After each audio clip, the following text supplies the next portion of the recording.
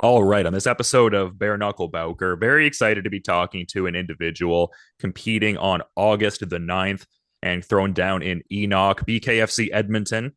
And we've got Tim Tamaki knuckling up and towing the line against Chad Lucanas at the River Cree and Great Heaven Chad on Bare Knuckle Bowker for the first time. But first off, how's your day going so far, man? You having a solid one so far?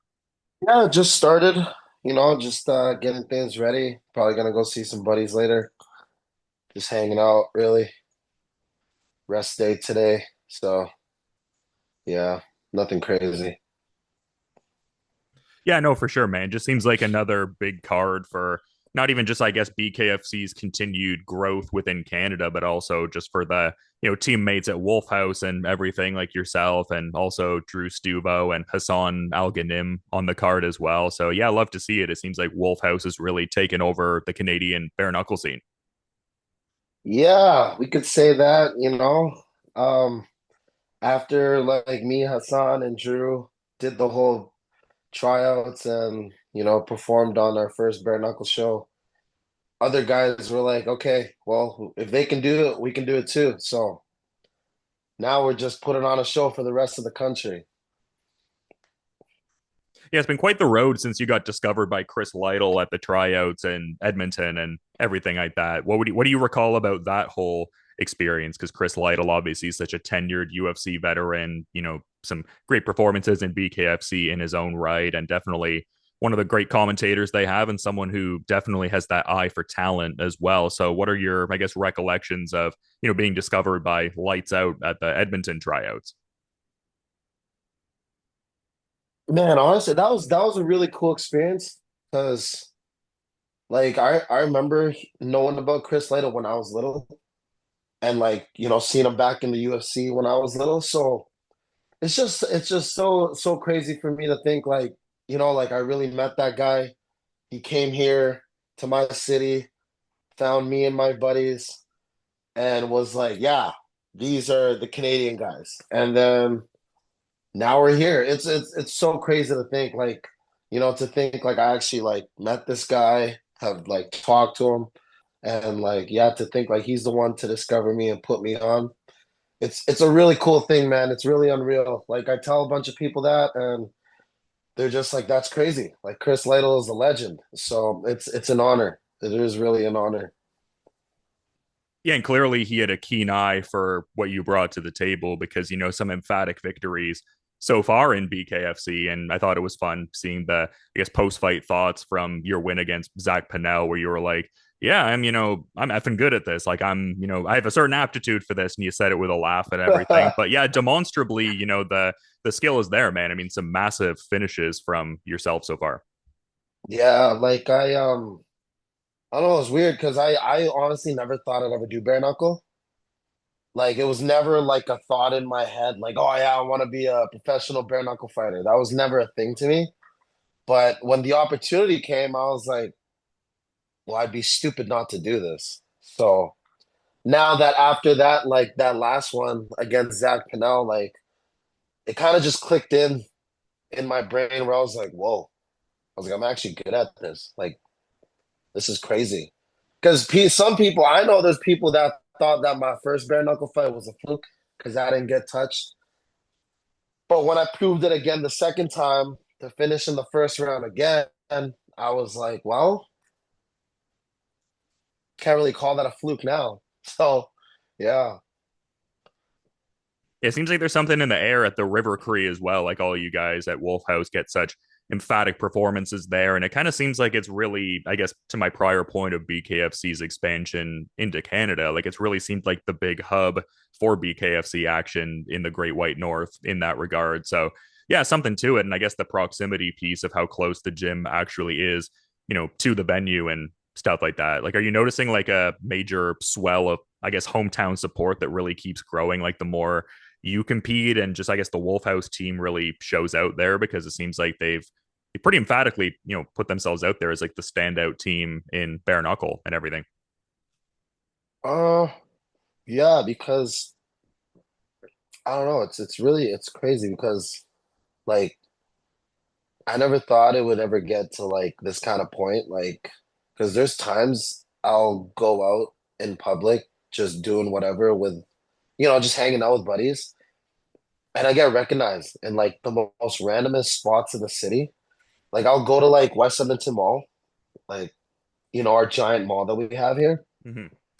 And at least, I don't know, a few times, every time I walk in that mall, man, like someone recognizes me from BKFC and they're just like, yeah, like you Wolfhouse guys are crazy. And I'm just like, are we? It's like it's so surreal to me because I'm just like, I was like, I did not think like this would all happen, but it's really cool to see that like the city is really like paying attention and really tuning in to seeing what we're doing and what we're like doing to like represent the country for bare knuckle. And just yeah, man, it's like it's honestly it's a great thing. It's really cool.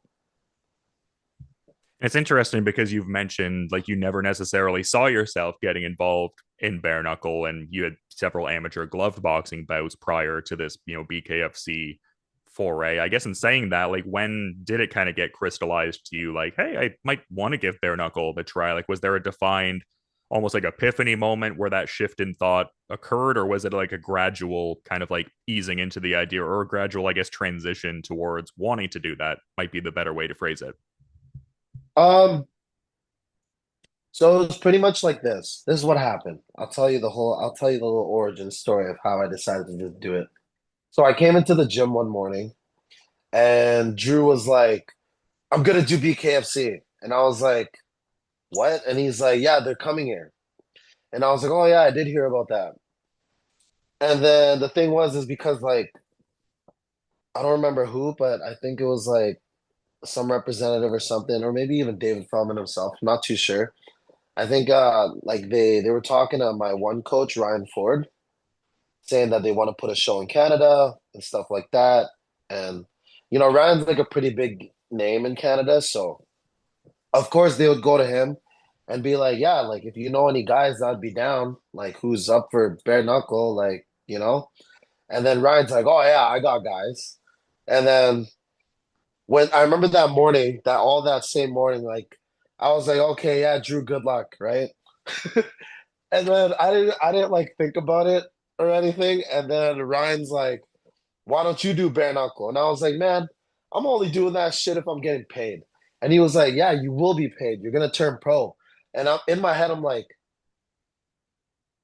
I've never even fought a professional boxing fight. Like I've only fought, like a certain amount of amateur fights. So in my head, I'm like, this is crazy.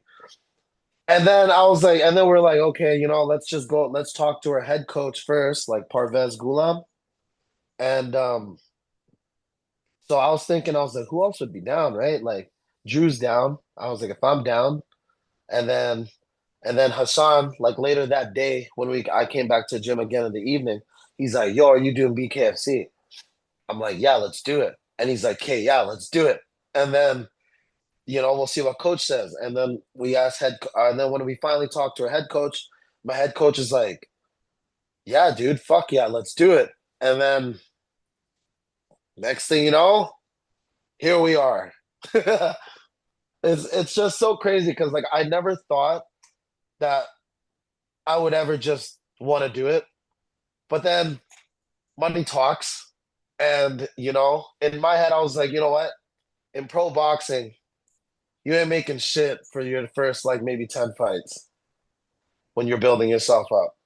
So then I looked at it in a way where I was like, okay, you know what?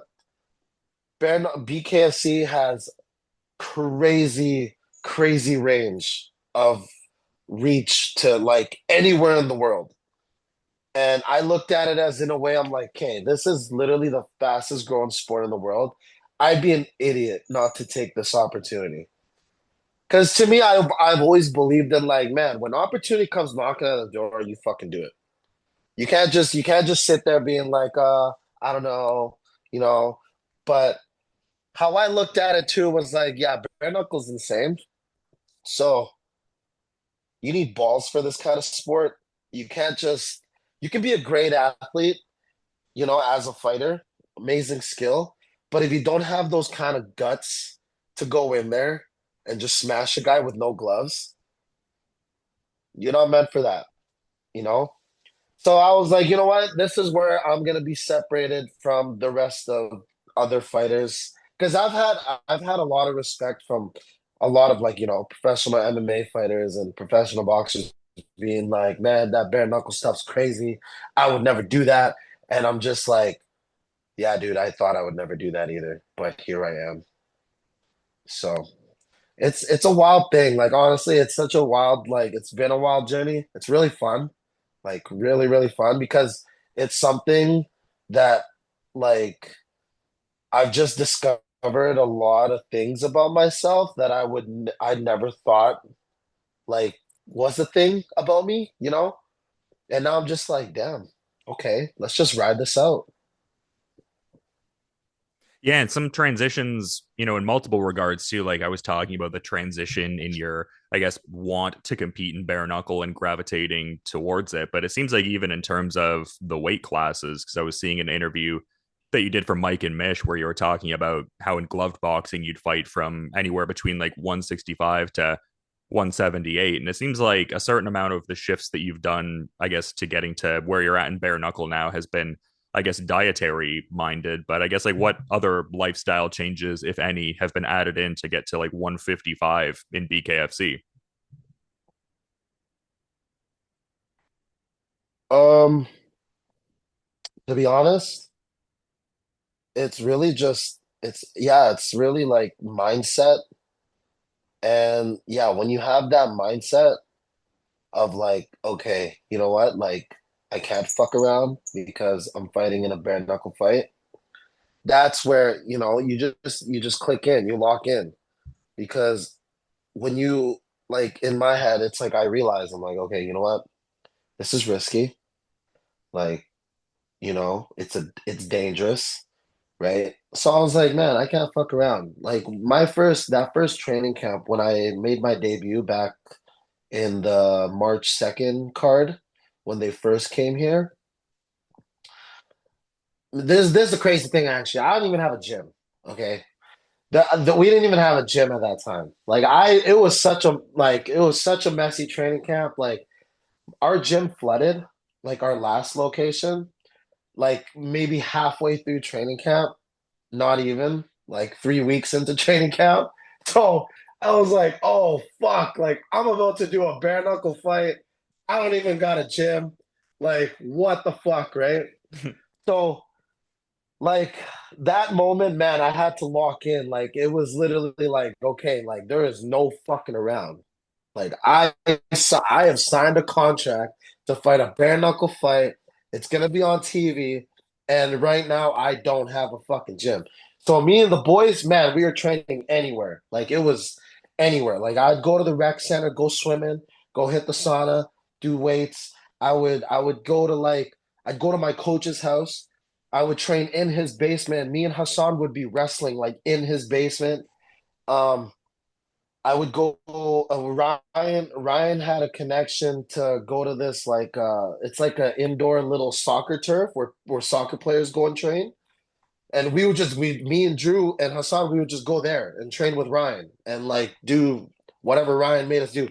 It was such a journey, like to where I was like, okay, I'm training pro now. Like I'm going from amateur to pro. Like I cannot fuck around. This is not pro boxing. This is professional bare knuckle fighting. So in my head, I was like, man, I need a diet. So like I literally was measuring all my food.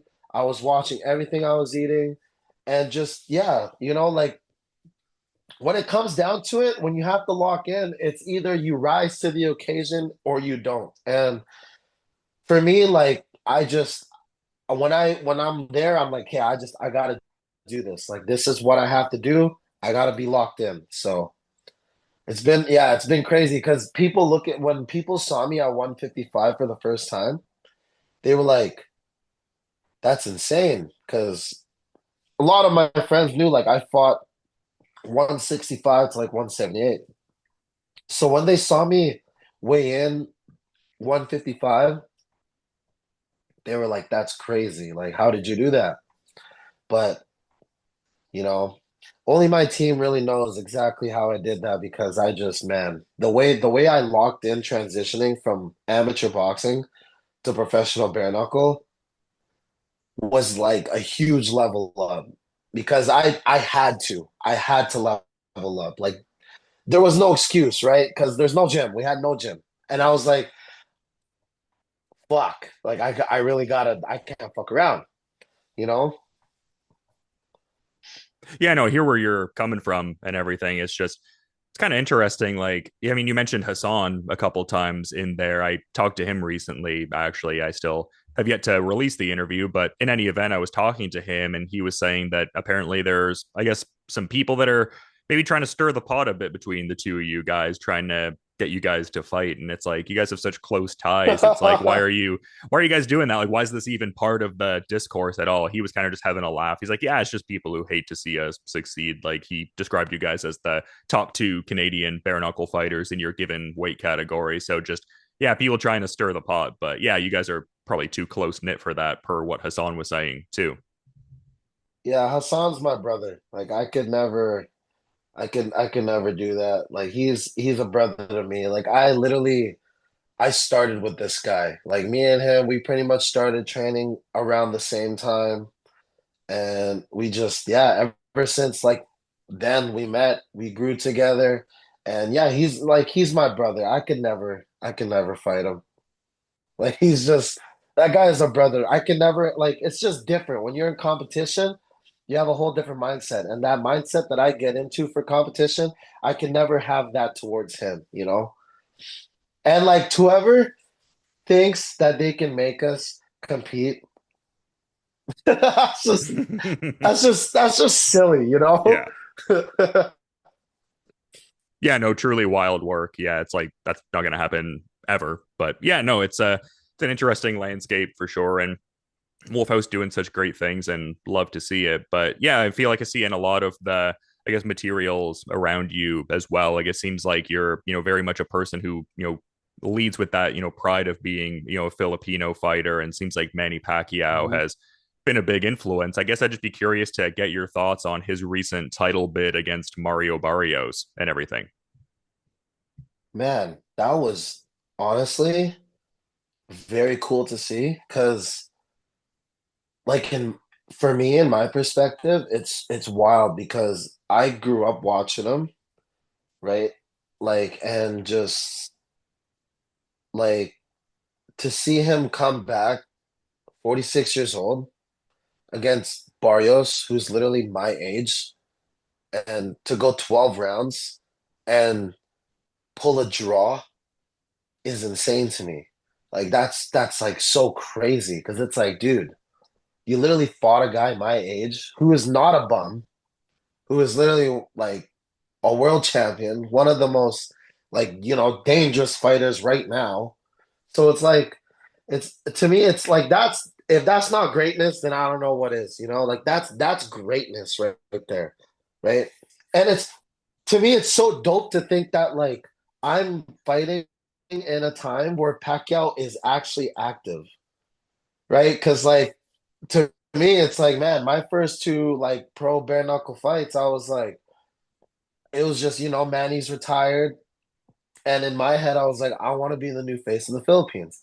Like this is what I want. I want to bring back that whole vibe and excuse me, that whole vibe and energy for the Filipino culture of like people gathering and watching like one of their fighters, right? And like Manny had such a crazy aura for that. Like whenever he would fight, I remember when I was a kid, man, and just anytime this guy would fight, every household in the world that's Filipino, you're having a party.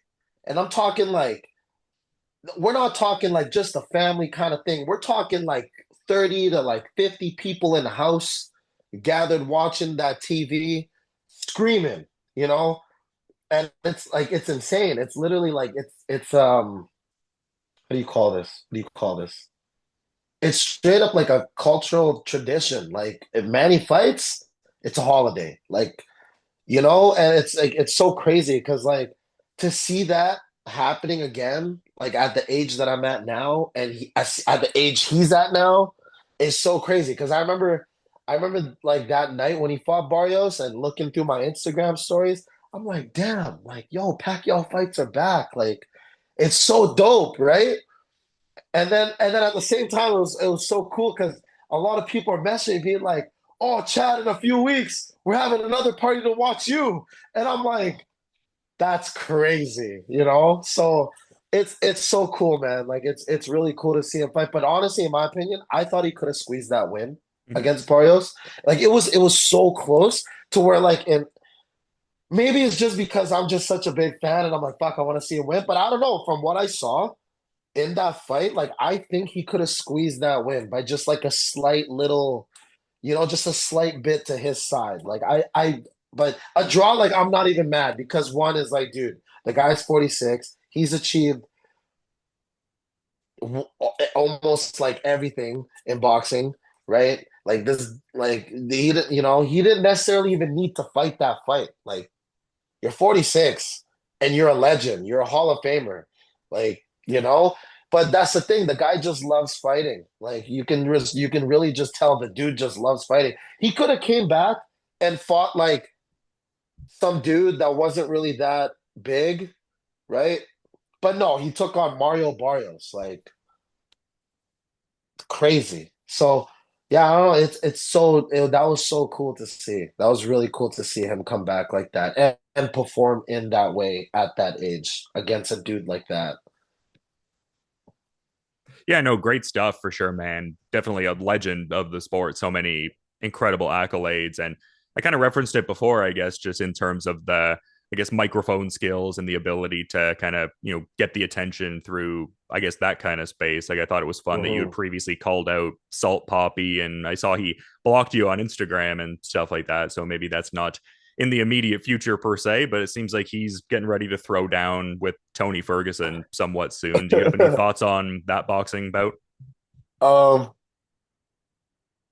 I thought it was kind of funny, but yeah, I know he'll beat Tony Ferguson. Like I believe he will, because to me, like out of all those little influencer YouTube fuckers, I think Saw Poppy is one of the best like I've seen in that league per se. That and like to me, he's entertaining. He's Filipino. He's got some skills, and I look at it as just like you know what? If me and him were to fight, it'd be so cool for the culture. Like I feel like it would be such a cool clash because like he's a Filipino kid that grew up in the UK. I'm a Filipino kid that grew up in Canada. Also, we're both southpaws, have nice left hands. And he's not bad. I think the dude is really not bad. And outside of boxing, he's fucking hilarious. But for me, it's like I think me and this guy would make such a show if we fought. Like it would be so crazy. It would be so cool for like the whole Filipino culture all around the world. It'd be such a cool clash. But he blocked my ass. So I'm I gonna mean, get there though. yeah, yeah. I'm gonna get it. No, I'm gonna get it. Like I know for me, it's like, okay, you block me. That means you know who I am. And with a lot of people calling you out on comments, tagging me, tagging you, telling you to fight me, I get it. You looked at my page and was like, I don't know if I want to fuck with this guy. So I totally get it. But wait till I find you one day in person. I'm calling you out right then and there. Yeah, it's not the next fight, but I mean, something to cook up for the future. But in terms of what is that next fight, I mean, you're, like I said, 2-0 and whatnot, and your opponent, you're aiming to go 3-0 and everything, and your opponent with three bare knuckle fights previously. And I mean, he's making his, BKFC debut specifically here, but a bit Mhm. of localized experience in this kind of space. And I mean, such a deep resume with over 50 pro MMA fights, and has just fought under so many different martial arts disciplines, so many different combat sports rule sets. I guess in kind of saying that, like, what are your thoughts on Tim Tamaki and what he brings to the table for this upcoming fight here?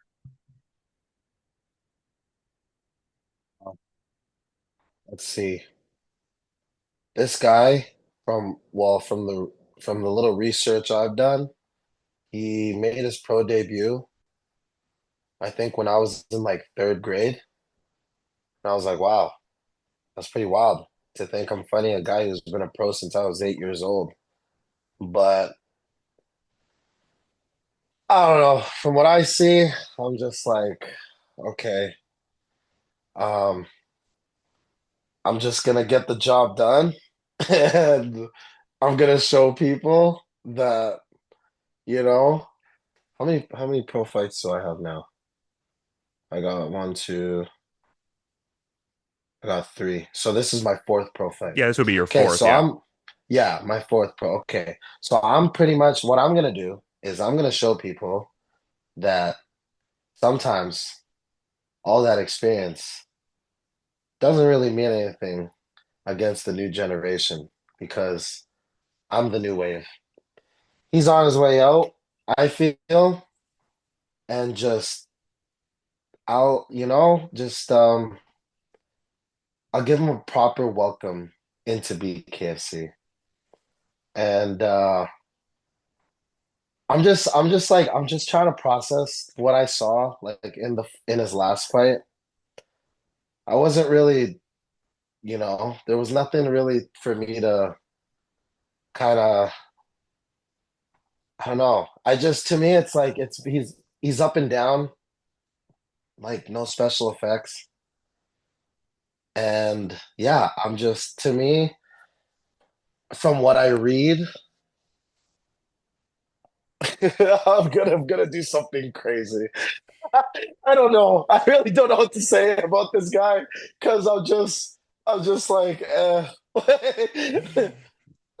just, I'm trying to be like very like just like yeah like to me I don't underestimate nobody, but I don't know. Just from what I see, I'm like okay, 50 pro fights, show me.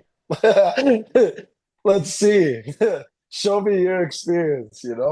But yeah, I don't really got much. I'm not really um how you say this? Yeah, I don't know. Just very up and down, no special effects. I mean, hey, you're just giving your thoughts on things. So I get where you're coming from, man. But I guess just one of the last things I wanted to touch on while I have you, because there's been some talk of Wolfhouse all throughout the chat, and your opponent, Tim Tamaki, his prior bare knuckle fights have been under that Havoc FC banner largely. And I was seeing that Ryan Ford is Mhm. finally getting into bare knuckle and fighting Taylor Bull in November. Like, what are your thoughts on all of that? It seems like a long time coming for Ford. That's a good fight. That's a good fight. Taylor Bull, I remember he fought, yeah, he fought on that last card in last August. And watching that knockout, that was crazy. He's a tough dude. Like, yeah, he's cool, nice guy, like really nice guy. And for Ryan, I feel like that's like a really good fight for him. Especially like for like it'd be like his first bare knuckle fight. I feel like that's like the perfect fight for Ryan. Like that's gonna be like fireworks. Like those two is gonna be like absolute fireworks. Like everyone's gonna love that. The crowd will go crazy because like household names, especially Ryan the Real Deal making his pro bare knuckle debut. Like that's just gonna be fireworks. Because I remember interviewing him actually at the River Cree. This might have been circa like 2018, 2017, and he was indicating his interest in bare knuckle even then. So yeah, I love to see it. Oh yeah, no, it'd be crazy. Like Ryan's been wanting to do bare knuckle for a while now, and like when you look at the guy, well, from what I know with the guy, it's like it's just meant for him because the dude's a dog. Like he's a killer. Like he's known as the real deal because this guy is just down for whatever. You know, tell him an MMA fight, offer him a boxing fight, offer him a bare knuckle fight, shit, he'll do it. You know, it's like the guy is just down. He's just game for whatever. He like the dude doesn't back down to any opportunity, and that's one thing. Like I would say I've kind of taken from him is like don't back down, right? Like go for it, like shoot for the stars, right? Mhm. And just yeah, that's one thing. That's why like I feel a lot of people like look up to Ryan around here is because like the guy just has balls. Like you can't take that away from somebody. Like the dude is really the real deal. He's up for it. He's game. Yeah, I mean, he definitely exemplifies that for sure. Well said, man. But yeah, great getting to finally have you on Bare Knuckle Bowker, Chad. I do want to be mindful, though, of your time and schedule and letting you enjoy the rest of your Sunday, too, though. So if you have any final parting thoughts you wanted to add as we're wrapping up, I just kind of figured I'd give you the floor. I do appreciate you making some time to talk ahead of the fight, man. Well, I just want to say, Dylan, man, it was really nice to meet you. And thanks for having me here. Like this is like I love doing this stuff. So like it's so fun to me, and I'm just really just enjoying like the process of my journey and my career. And yeah, no, thank you so much for having me here. And I just want to say, when you tune in next week, it's gonna be a show. You're gonna love it. Return of the Super Chat show, co-main event. And yeah, enjoy next week. It's going to be a great throwdown on August 9th. I feel like those BKFC Edmonton cards always deliver. And yeah, great getting to follow your career so far and stoked to see what's to come, man. But yeah, that next chapter unfurling very soon at the River Cree against Tim Tamaki. But yeah, again, to reiterate, thanks for coming on Bare Knuckle Bowker today, Chad. I'll be peeping the fight when it goes down. But until then, you have a good rest of your day, man. Thank you. Awesome, man. Thank you. You have a good Sunday.